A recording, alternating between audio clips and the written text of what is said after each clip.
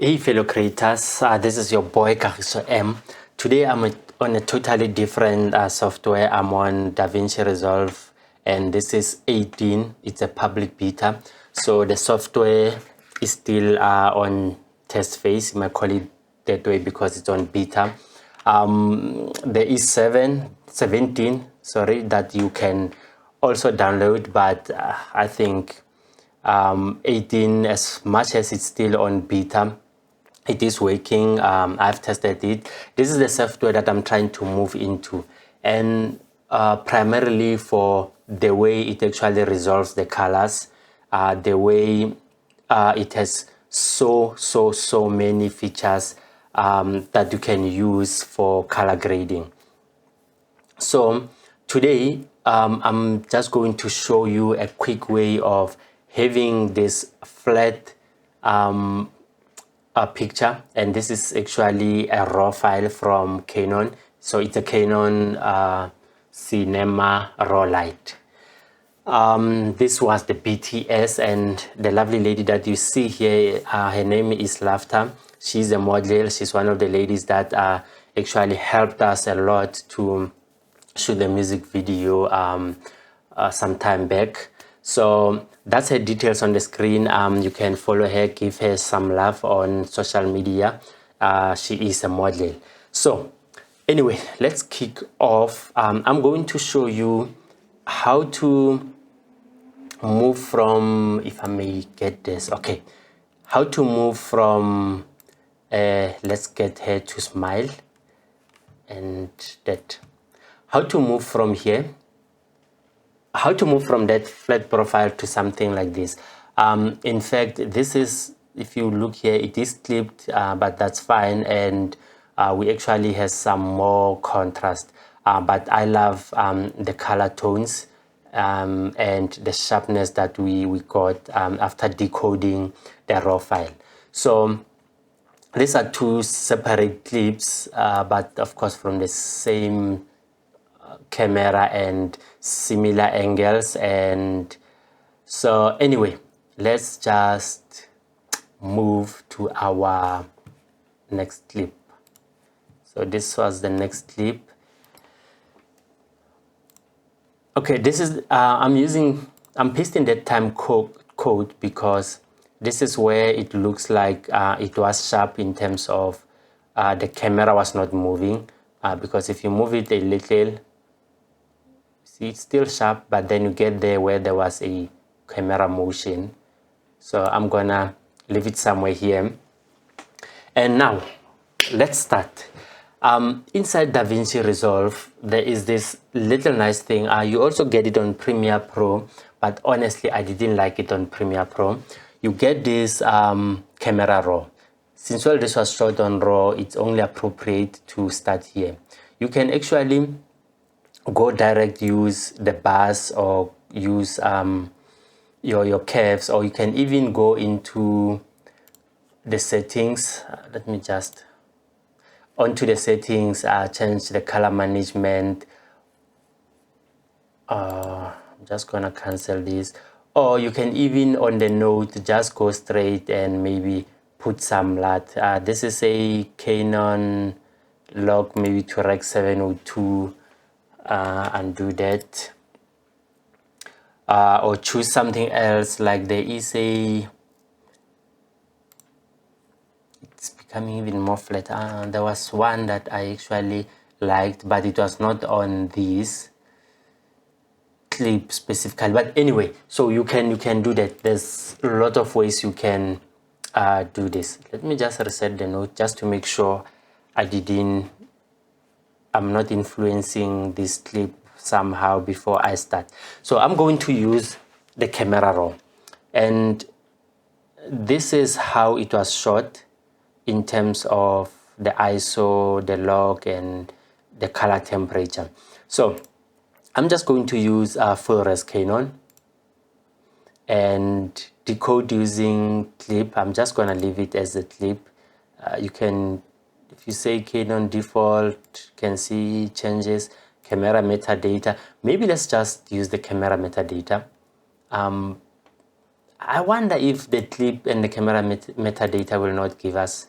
No, it doesn't. There is a slight shift. So let's use the clip, because now if you use the clip, we are able to change the other. We can change other parameters. So the white balance custom, I'm going to change this to, we were using a daylight balanced light, and it is 5600 give or take, so I'm just going to put it at that. The cinema gamut, I'm going to leave it at Canon cinema gamut because we may still want to color grade this further after this basic or first step. So if I put it on Rec 709, it has already given me the colors, and you might find that I have lost a lot of data in there that I would want to use going forward. And also the Rec 709 and Rec 2020, it's not the same thing, but they do a similar type of thing. These are delivery codecs, so I'm not going to use any of them. I'm just going to leave it at Canon cinema gamut, so we still have a leeway to do anything. Log 2 on the gamma, you can change it to log 3 and see what it does, and you might like this. So the difference between the log 3 and the log 2 in terms of what they do is that the Canon log 3 might crush your shadows, so it sort of doesn't look much into your shadow details, but it preserves your highlight details, and we had lots of highlights on those lights, so you might want to preserve that. But in my case, I'm going to leave it on log 2 because log 2 preserves both the shadow details and the highlight details. So I just want to preserve more data from the slides and also from the hair. She's also wearing a black pants. So for now, I just want to preserve that. So this is another advantage when you have RAW. You have a leeway to play with these things. We can change our ISO, but I'm not going to do that. I'm going to leave it where it was, which was 1250. We have our scope here that can actually help us to see if we are clipping or what. You can see we are way from clipping the blacks and the whites because we haven't really done much on this. So the other thing what we can do is, if I move this on the shadows, you can see the picture is becoming darker, and this is going to the darker side, but it's not clipping. I'm happy about that.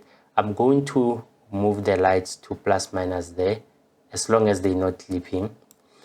But we still have our midtones, they are still low, and our highlights are still low. And when I talk about the highlights, I'm talking about her skin highlights, not really those lights, which are those ones. So we can move those by moving our midtones. So you can see the midtones affect a lot of her skin. We can still shrink this so that we can shrink those highlights. We can get them back. I'm going to add some more points, and the reason is that the more you put more points, you find that on the extreme, if I want to move this, it doesn't affect a lot on there. So if I add another point here, it's not going to affect a lot of that if I move this. So it's going to affect that section there. So putting more points helps you that you can actually affect a small section of this, which means a small section of the blacks or the darker side. And if I do that also on this side, I'm making sure that if I move this, you can see there on the scopes, on the scope there, it actually affects a lot of those lights. So having more points sometimes does help depending on what you are doing. And if I didn't have those lights, I wouldn't really have more points on the highlight side. So I am here, and we can see it starts to take some shape. I can come back here and boost some color, and then her skin tone. Let me not do a lot there. Let me just leave it there because I actually love more of that color. And also what we can do, we're going to leave the sharpness as is. We can put some details, which is the mid-tone details, not a lot, and just check, because you might find this is not the sharpest point, so that you can see if you are not putting a lot of sharpness. So I think it's fine. The mid-tone detail will of course add some sharpness, even though it's not exactly there on sharpness, but it's going to add sharpness on the mid-tones. So now I can say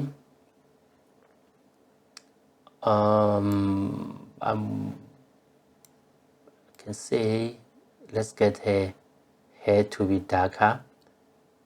So you can see I can actually move that section without really getting that to clip, and can lift it a bit high. Then you can see her hair is getting darker or more black. And I can say I think her skin needs some bit of contrast. No, but I also don't want to lose the color there. So maybe we can also do this on the shadow. Oh, where am I going? A bit, go the other side, bit of that, while also looking at the scope, and also add some contrast. So let's lift this. Don't worry when it looks like I'm messing up. This is a iterative.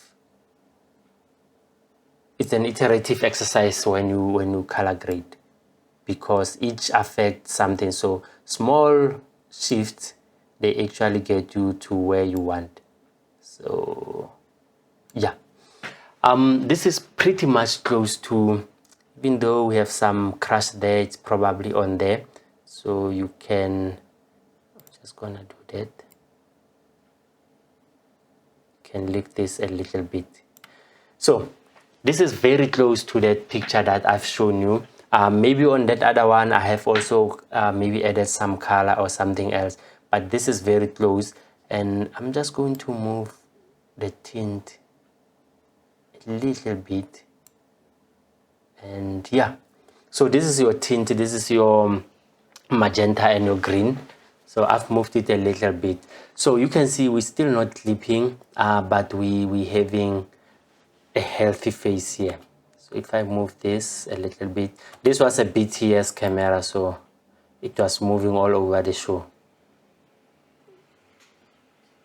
So this is how you actually, or this is how I approach the Davinci Resolve in terms of getting this to a primary stage where I can now start to do other things. Maybe if I want to change the color of the scene. So that is more of a creative step. So if you want to move from here to a creative step, this is where you start. Balance your colors, get your contrast to work. You can actually start by doing your raw and add a serial note. If I go here, add a serial note, then do your curve on the serial note, so that you know that if you just want to, maybe you didn't like this, you just have to delete only this. You don't have to delete the whole note. So it's sort of just separating this. And from here, you can actually add another note, serial note, where you can start to actually push your colors or do your creative work. If you still want to do some contrast, but I'm happy with this, you can also do that. So this is basically, I just wanted to show you how I am approaching the Canon Raw Light on Davinci Resolve. It's simple, it's straightforward. I know Davinci has a lot of like the interface is actually intimidating, and if you start to go into all this, you can be intimidated. They also have added this, I think it was also on 17, but it doesn't mean you have to use all this. I mean, I've only used this palette and also this one where we are here, this one.